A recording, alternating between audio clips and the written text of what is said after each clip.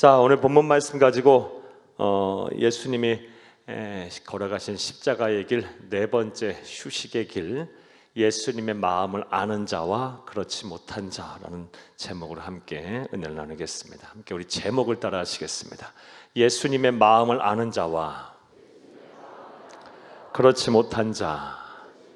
한 번 더 따라 하시겠습니다. 예수님의 마음을 아는 자와 그렇지 못한 자. 네, 고맙습니다. 예수님이 걸어가신 십자가의 길, 마지막 옛주일의 삶의 여정을 우리가 새벽마다 살펴보며 은혜를 나누고 있습니다.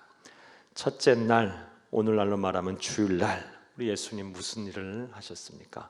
한 번도 사람을 태워보지 아니한 나귀 새끼를 타시고 예루살렘의 왕처럼 입성을 하셨습니다. 철저한 의도와 계획하에 우리 하나님이신 예수님이 이 일을 하셨습니다. 구약의 성경의 말씀을 다 이루시기 위해서 나는 말씀한 것, 말한 것 반드시 지키는다라는 것을, 그런 하나님의 신실성을 보이시기 위해서 그런 일을 행하셨습니다.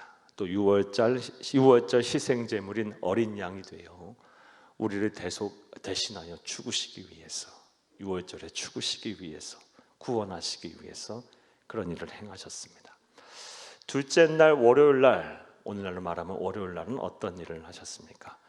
베다니에서 나오면서 열매를 맺지 못한 무화과 나무를 저주하셨습니다. 우리에게 영적인 교훈을 주시려고 한 일입니다. 이 또한 의도된 행동이셨습니다. 무화과 나무는 하나님의 백성, 성도를 말하고, 성도는 반드시 열매를 맺는 삶을 살아야 한다. 우리가 맺어야 될 열매는 예수의 성품을 담는 예수의 열매를 맺어야 하고, 예수님의 사역을 담는 예수의 열매를 맺어야 합니다. 예수님의 성품, 사랑, 희락, 화평, 자비, 참, 충성, 양성, 충성, 오래 참음, 온유, 절제, 성령의 9가지 열매를 풍성히 맺으시고, 특별히 사역의 열매 중에선 영혼 구원, 전도의 열매를 우리가 풍성히 맺어야 할 줄로 믿습니다. 베다니에서 나와서 예루살렘 성 안에 들어가셔서는 성전을 정결케 하셨습니다. 내 집은 만민이 기도하는 집인데 어찌 강도의 소굴로 만드느냐 하면서 성전을 정결하게 하셨습니다. 우리 또한 우리 보이는 이 유형의 교회, 우리가 지체가 되어서 한 몸을 이룬 우리 교회, 예수 오실 때까지 교회가 교회담을 잃지 않도록 잘 교회를 사랑하고 보존하고 지켜야 할 뿐만 아니라, 또 우리 자신의 몸이 다 교회라고, 성전이라고 말씀하셨으니까 우리의 몸과 마음 거룩하게 잘 보존해야 할 줄로 믿습니다. 우리의 성결성을 해치는 죄들을 다 버려야 하고, 잘못된 습관, 나쁜 습관들 이번 고난주간에 다 끊어버리시기를, 그래서 하나님 앞에서 부끄러움 없는 삶 사시는 여러분 다 되기를 간절히 주의 이름으로 축복합니다. 셋째 날, 우리로 말하면 화요일 날, 우리 예수님은 어떤 일을 하셨습니까? 새벽 일찍부터 밤늦은 시간까지 예루살렘 성전에서 많은 사람들과 논쟁을 하셨습니다. 참 다양한 사람들과 만나셨습니다. 대제사장들과 서기관들과, 그리고 사두개인들과 바리새인들과 여러 종교 지도자들과 끊임없이 계속해서 논쟁을 하셨어요. 그리고 그 논쟁 속에서 우리 주님은 조금도 불편함 없이 아주 성실하게, 그리고 아주 지혜롭게 논쟁을 잘해서 그 답을 주셨고요. 또 제자들도 가르치시기도 하셨습니다. 아침부터 저녁까지 아주 바쁘게 일정을 소화하셨습니다. 이런 예수님을 보면서 어제 우리는 우리 그리스도인이 세상을 사는 가운데 하나님이 우리에게 맡겨주신 일들, 세상 일일 수도 있고 우리의 업일 수도 있고 직업일 수도 있고, 또 특별히 우리 하나님 우리에게 주신 사명일 수도 있고, 이 하나님이 우리에게 맡겨주신 일들을 어떠한 태도와 어떠한 자세, 생각을 가지고 우리가 이 감당해야 하고 수행해야 하는지에 대한 말씀을 드렸습니다. 우리 주님 얼마 안 있으면 곧 돌아가실 거, 죽으실 거 뻔히 아셨음에도 불구하고 그냥 삶의 자리에서, 이 사명의 자리에서 우리 예수님 그냥 묵묵히 아주 성실하게 그 사명을 잘 감당하셨습니다. 우리도 마찬가지입니다. 우리의 종말이 내일 온다 할지라도, 아니 오늘 온다 할지라도 오늘 우리에게도 주어진 일을 최선을 다해 사는 것이 바로 우리 그리스도인의 삶이고, 무엇보다 하나님 우리에게 맡겨주신 이 사명 아무리 몸과 마음이 힘들고 지쳐도 또 내 편 하나 없이 내가 외로운 그런 상황이 된다 할지라도 사명자는요, 사명을 쉽게 포기하면 안 되고 우리 주님처럼 그 길을 잘 걸어가야 합니다. 이러한 실천과 이러한 결단과 또 이러한 삶이 여러분의 삶이 되기를 간절히 주의 이름으로 축복합니다.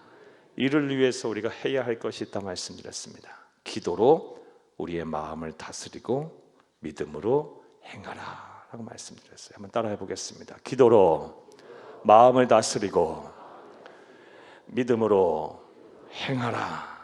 예, 고맙습니다. 자, 넷째 날, 오늘날 말하면 이제 수요일이죠. 우리 수요일날 예수님은 어떤 일, 그렇다면 어떤 일을 오늘은 하셨을까요?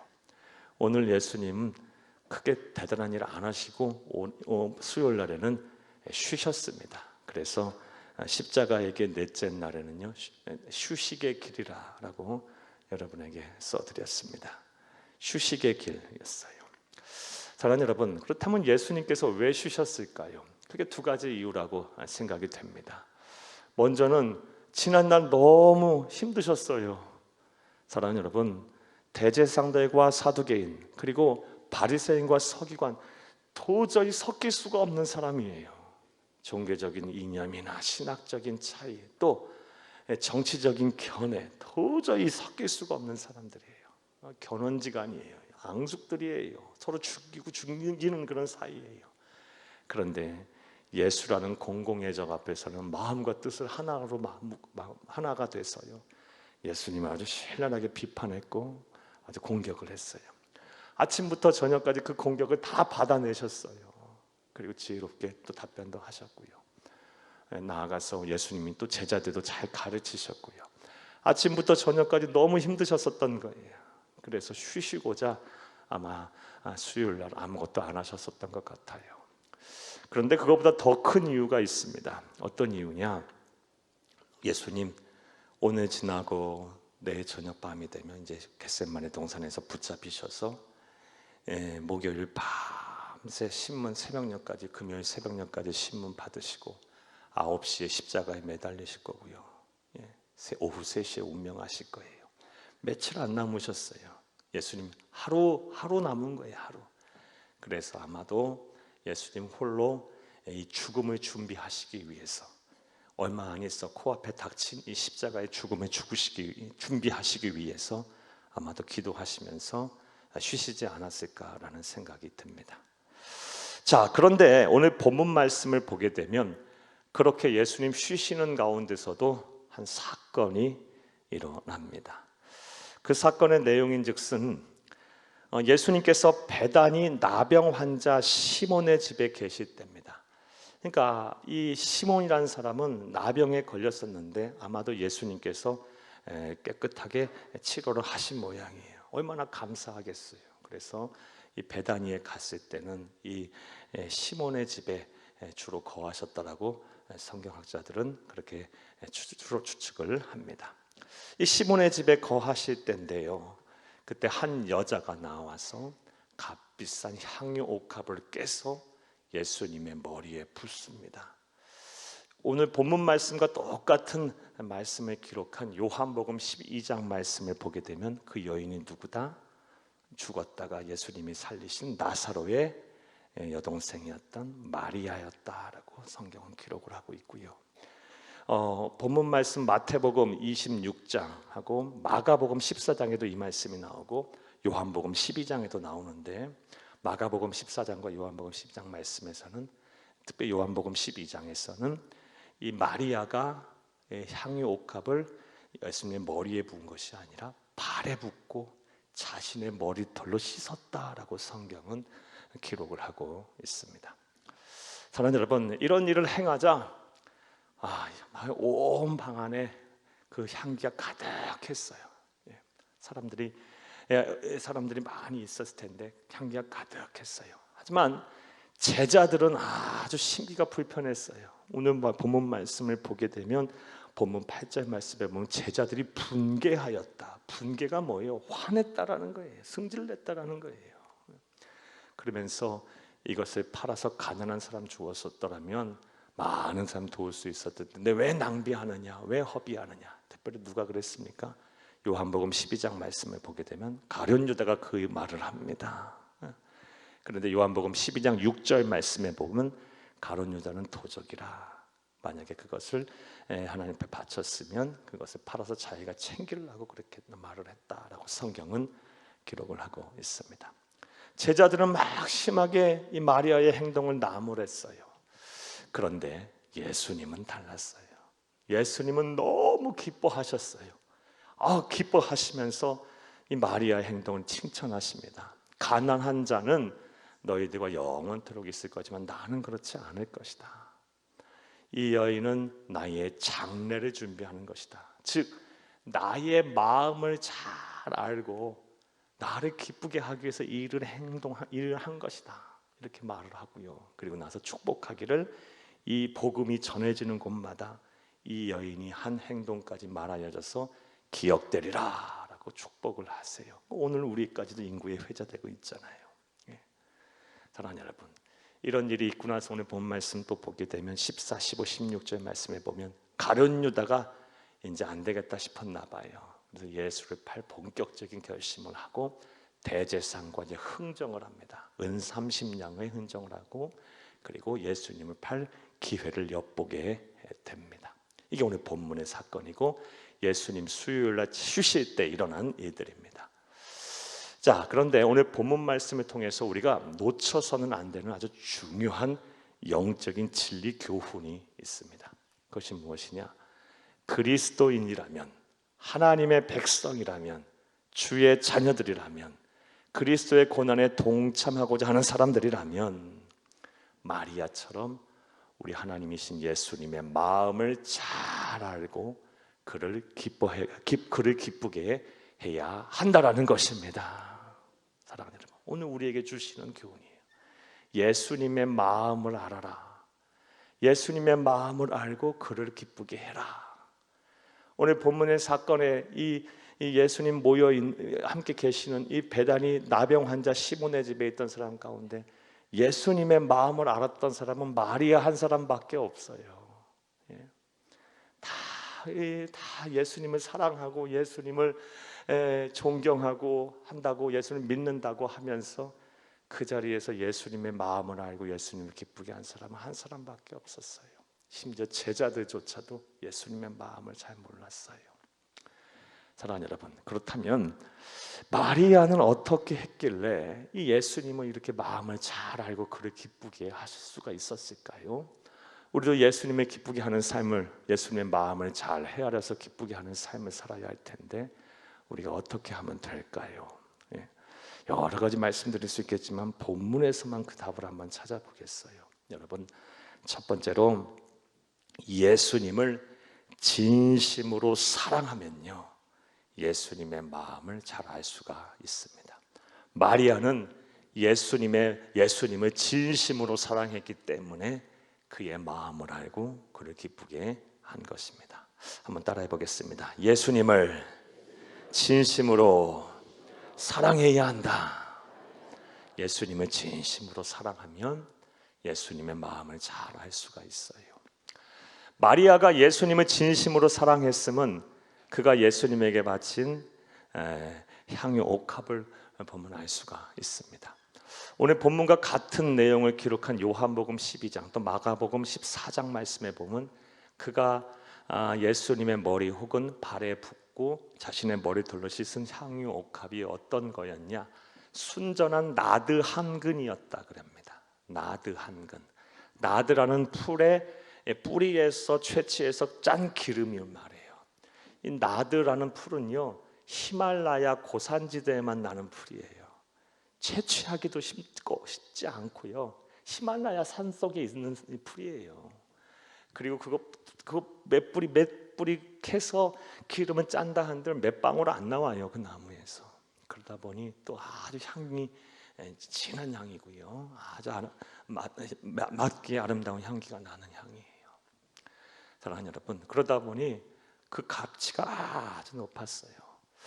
같은 본문을 기록한 말씀에 기록한 요한복음 12장 3절 말씀에 보면 300데나리온의 가치가 있었다라고 합니다. 이 데나리온이 오늘날 노동자 한 일일 품삯이라고 한다면 300일을 꼬박 아무것도 쓰지 않고 저축해 놨을 때, 그러니까 수천만 원 되겠죠. 그리고 수억이 될 수도 있고요. 때로는요.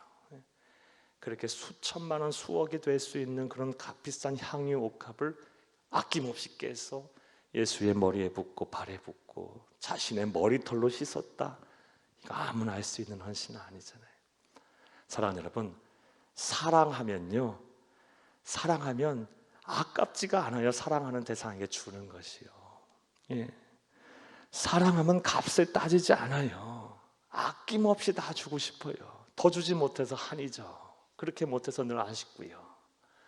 근데 사랑이 식고 사랑하지 않으면요, 주는 것에 인색해져요. 그렇잖아요.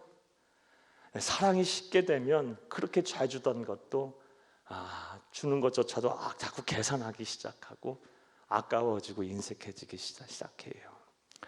마리아는 예수를 향한 진심 어린 사랑을 가지고 있었던 거예요. 이와 반면에 제자들은 그렇지 못했어요. 제자들은 입으로 예수 사랑한다는 말을 얼마나 했겠습니까? 하지만 인색했어요. 사랑하는 여러분, 마태복음 6장 21절 말씀에 네 보물이 있는 곳에 네 마음도 있다 그랬어요. 인색하다는 건 뭐예요? 예수보다 솔직히 말해 물질이 다 사랑한 거예요. 물질을. 거기에 마음이 있었던 거예요. 사랑하는 여러분, 입으로는 진심으로 사랑한다 하지만 제자들은 진정 예수보다 더 귀한 것이 있었던 거예요. 여러분에게 여쭤보겠어요. 이 고난주간 하나님은 우리에게 다음 같은 질문을 하고 답을 듣기를 원하세요. 네가 진심으로 나를 사랑하느냐? 우리는 이 답에 진심으로 내가 예수를 사랑합니다가 나와야 돼요. 정말 사랑하시나요? 주 예수보다 귀한 것이 또 있나요? 여러분, 시간을 드리는 것이 아깝고 건강을 드리는 것이 아깝고 돈과 재물을 드리는 것이 아까워졌다면 여러분 분명 예수보다 더 귀한 것이 있는 거예요. 진실한 사랑이 아닌 거예요. 하나님보다 더 사랑하지 않는 것, 그게 바로 우상이에요.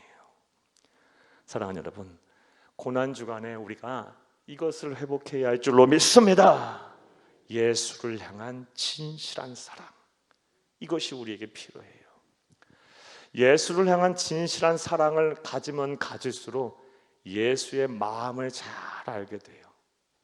사랑하는 여러분, 이것은 다음 같은 사실을 통해 알 수 있어요. 아예 말을 못하는 갓난아기, 말을 못해요. 그런데 엄마는요, 그 갓난아기에 젖을 주고 키우는 엄마는요, 그 갓난아기가 뭘 생각하고 뭘 요구하고 어떤 마음인지 잘 알아요.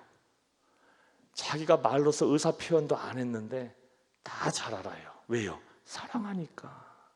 늘 머릿속에 그 아기만 바라보고 있으니까. 사랑하면 할수록 사랑하는 대상에 대해서 잘 알게 돼요. 사랑하는 여러분, 예수를 사랑하면 할수록 예수에 대해서 잘 알게 돼요. 그 마음을 잘 알게 됩니다. 그리고 예수를 사랑하면 할수록 예수의 마음을 잘 알고 예수를 기쁘게 하는 삶을 살게 돼 있어요. 오늘 우리에게 마리아의 이 헌신을 통해서 하나님은 그것을 우리에게 요구하고 계시는 거예요. 사랑하는 여러분, 예수를 진심으로 사랑하셔서, 사랑하는 여러분, 예수의 마음을 온전히 알아 예수를 기쁘게 하는, 하나님을 기쁘게 하는 삶을 살고 그런 복을 받는 또 성도들 다 되기를 간절히 주의 이름으로 축복합니다. 축복합니다. 사랑하는 여러분, 마리아는 예수에 대한 진실한 사랑이 있었기 때문에 예수를 마음을 잘 알고 그를 기쁘게 할 수 있었던 거예요. 또 마리아는 어떻게 했길래, 또 우리는 어떻게 해야 예수의 마음을 잘 알고 그를 기쁘게 할 수 있었을까요? 또 할 수 있을까요? 두 번째로는요, 그녀는 예수님의 말씀을 진심으로 사모하는 자였기 때문에 예수의 마음을 잘 알 수가 있었던 거예요. 마리아는요, 이 예수님의 입에서 나오는 말씀을 아주 사모했어요. 그 사모했던 말씀은 누가복음 10장 39절을 통해 알 수 있습니다. 우리 함께 보겠습니다. 그에게 마리아라는 동생이 있어 주의 발치에 앉아 그의 말씀을 듣더니. 아멘. 39절 앞에서의 그는 나사로를 말하고요. 그에게 누가 있었답니까? 마리아라는 여동생이 있었는데 주의 발치에 앉아서 말씀을 들었다. 발치가 어디예요? 제 발 밑에예요. 발 밑에. 쉽게 말하면 여기까지 올라와서 말씀 듣는 만한 그런 사모함이 여러분 있나요? 예. 이것도 보통 일이 아니죠. 보통 사모함이 아니죠. 사랑하는 여러분, 마리아는 만사를 제쳐두고 예수의 말씀이라면 그 말씀 사모해서, 은혜 받기를 사모해서 그냥 그 간절한 마음으로 그 말씀을 들었기에 로마서 10장 17절 말씀은 믿음은 들음에서 나고 듣는 것은 예수 그리스도의 복음이라 그랬어요. 믿음이 생긴 거예요. 믿음이. 예수의 발치 아래서 그 사모하는 심령으로 말씀을 들었더니 그 믿음이 생겨서 예수에 대한 세계관이 열려버린 거예요. 예수의 마음을 자기의 마음으로 품을 수 있게 됐고 예수를 기쁘게 하는 생각들을 하기 시작하게 된 거예요. 사랑하는 여러분, 우리에게도 하나님의 말씀에 대한 사모함이 아주 간절해야 할 줄로 믿습니다. 여러분, 말씀을 이렇게 들을 때요, 오늘 우리에게 어떤 말씀이 선포될까? 내가 또 어떤 은혜를 받아야 할까? 기대하고 예배에 꼭 드리세요. 내 말 들은 말씀은 어떻게 내가 순종해야 할까? 어떻게 묵상하고 실천하며 살아야 할까를 고민하세요. 저 성전문을 나서는 순간 또 다른 여러분의 삶의 예배가 또 시작돼서 들은 말씀을 가지고 어떻게 한 주를 또 살까 고민하고, 여러분 그 또 삶의 자리에서 하나님의 음성을 다시 한번 듣고, 이렇게 하다 보면 예수의 마음이 환하게 조명이 돼요. 내 눈앞에 싹 보이게 돼요. 사랑하는 여러분, 이러한 실천이 저와 여러분 가운데 있기를 간절히 주의 이름으로 축복합니다. 축복합니다. 사랑하는 여러분, 제자들은요, 예수에 대한 사랑도 없었고 예수에 대한 말씀도 건성으로 아마 들었던 모양이에요. 그런 사모함이 그렇게 많이 없었던 모양이에요. 아까 제가 잠깐 넘어가긴 했는데요, 제자들 중에 한 사람은 이제 가룟 유다가 그랬죠. 왜 이 값비싼 향유 옥합을 드리는데 이걸 가난한 사람에게 나누어 주지 왜 허비하느냐? 사랑하는 여러분, 오늘 8절 말씀이고요. 요한복음 12장 8절 말씀 이런 내용이 있어요. 여기서 허비하였다라는 말은요, 헬라어로 말하면 아폴레이아라는 단어인데요, 일말의 가치도 없다라는 뜻이에요. 사랑하는 여러분, 입으로는 예수 사랑합니다 사랑합니다 하지만 그 값비싼 향유옥합을 깨서 드린 것을 일말의 가치도 없는 행동으로 여기고 있어요. 사랑하는 여러분, 제자라는 사람이 이게 오늘 우리의 모습일 수 있어요. 잘 생각하세요. 사랑하는 여러분, 우리 그리스도인은 이 물질에 약해서는 안 돼요. 하나님이 주신 거고 또 다 하나님이 이 하나 주의 나라의 몸과 무조의 몸된 교회 어려운 이웃을 쓰라고 하나님 우리에게 맡겨주신 거예요. 절대로 이 물질에 약해지지 마세요. 주신 자도 하나님이시고 거두시는 자도 하나님이세요. 예. 사랑하는 여러분, 그리고 하나님을 진실하게 사랑하시고 주의 말씀 듣기에 진실한 마음으로 사모함으로 들으시면 그리하면 할수록 예수의 마음이 내 마음이 될 것이고 예수를 기쁘게 하는 행동을 하게 될 것입니다. 자, 이런 실천이 고난주간부터 오늘부터 있기를 간절히 주의 이름으로 축복합니다. 이제 말씀 맺겠습니다. 사랑하는 여러분, 오늘 수요일 예수님 걸어가신 십자가의 길 넷째 날 예수님 어떤 일을 하셨습니까? 오늘은 좀 쉬셨어요. 화요일 날 너무 힘드셨어요. 너무 이 사람 저 사람한테 너무 힘드셨어요. 마음고생 너무 심하게 하셨고요. 또 아침부터 저녁까지 열심히 주의 일을 하셨어요. 잠시 아마 쉬시기 위해서 쉬신 모양이에요. 무엇보다 이제 얼마 안 있으면 십자가에서 죽으셔야 돼요. 그것을 생각하면서 이제 좀 마음과 생각을 정리하실 필요가 있었던 모양이에요. 그렇게 쉬시는 과정에 성령 하나님께서는 그런 상황 속에서도 마리아의 아름다운 헌신을 통해서 우리에게 영적인 교훈을 남겨주고 있어요. 사랑하는 여러분, 그것이 무엇입니까? 그리스도인이라면 뭐 해야 된다? 마리아처럼 예수의 마음을 잘 알고 그를 기쁘게 하는 삶을 살아야 한다라는 것입니다. 사랑하는 여러분, 예수의 마음은요, 마리아 어떻게 그 마음을 알고 그를 기쁘게 했나요? 예수에 대한 진실한 사랑이 있었고 예수의 말씀 듣기를 간절히 사모하는 그 심령이 있다 보니까요, 예수의 마음이 자기의 마음이 됐고 예수를 기쁘게 하는 생각으로 가득 차 있었고, 그 일을 행함으로 인해서 하나님은 이신 예수님은 그녀의 그 행동을 너무 기뻐하시고, 그리고 오늘날까지 많은 사람들에게 회자되도록 복을 허락하여 주셨습니다. 사랑하는 여러분, 오늘 우리에게 주신 이 말씀 잘 기억하고 여러분 또한 진실한 마음으로 예수 사랑하기 위해서 노력하시기를 부탁드립니다. 더불어서 하나님의 말씀 잘 사모함으로 날마다 하나님 예수 오실 때까지, 하나님 날아가는 그날까지 잘 들으시고 사모함으로 그 말씀대로 사셔서 예수의 마음, 여러분의 마음 되고 예수 기쁘게 하는 삶 사는 귀하고 복된 성도님 다 되시기를 간절히 주의 이름으로 축복합니다. 축복합니다. 축복합니다.